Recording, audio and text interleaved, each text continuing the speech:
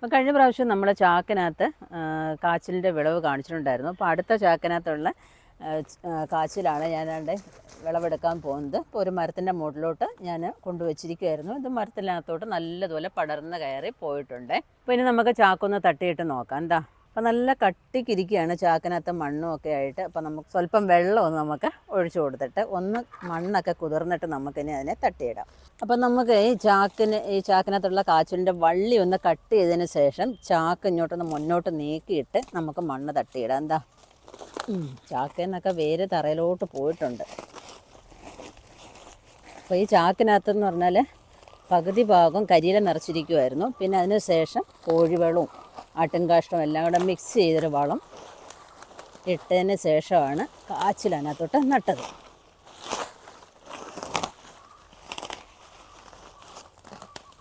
അടിപൊളി, കൊള്ളാമല്ലോ. ഇനി എന്തിനാ പറമ്പിൽ നടുന്നത്, നമുക്ക് ഇനി ചാക്കിനകത്ത് മാത്രം നട്ടാൽ മതി. അപ്പോൾ ഇനി ചാക്കുകളൊന്നും ആരും വെറുതെ കളയരുത് കേട്ടോ. ചാക്കും കരിയിലയൊക്കെ കിട്ടുന്നത് നമ്മൾ സൂക്ഷിച്ച് വെക്കുക.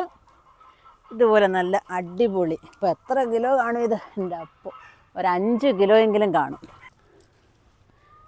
എന്ത് സന്തോഷമായി നോക്ക്. വെറുതെ നമ്മൾ കളയുന്ന ഒരു ചാക്കിനകത്തുനിന്ന് അല്ല, എൻ്റെ കയ്യിൽ നിൽക്കുന്നില്ല. അപ്പം നല്ലൊരു അടിപൊളി കാച്ചിൽ. അപ്പം നിങ്ങൾ ഇതേപോലെ കൃഷി ചെയ്യാനായിട്ട് ശ്രമിക്കണേ. അപ്പം നമ്മൾ ചാക്കി നടന്നുകൊണ്ട് നമുക്ക് ആവശ്യമില്ലാതെ കിടന്ന് കിളയ്ക്കേണ്ട കാര്യമില്ല, പിന്നെ ജോലിക്കാരെ നിർത്തേണ്ട കാര്യമില്ല. പിന്നെ അതുപോലെ തന്നെ നമുക്ക് കിളയ്ക്കുമ്പോൾ ഇത് മുറിഞ്ഞു പോകും എന്നുള്ള ഒരു ചിന്തയും വേണ്ട.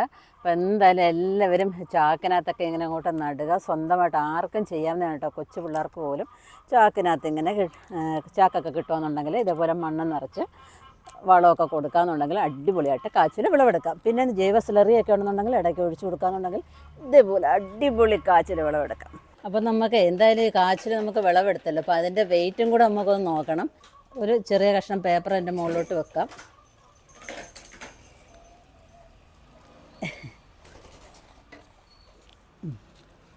ഇത്രയുണ്ട്. എൻ്റെ അമ്മ 7 കിലോയുണ്ട്.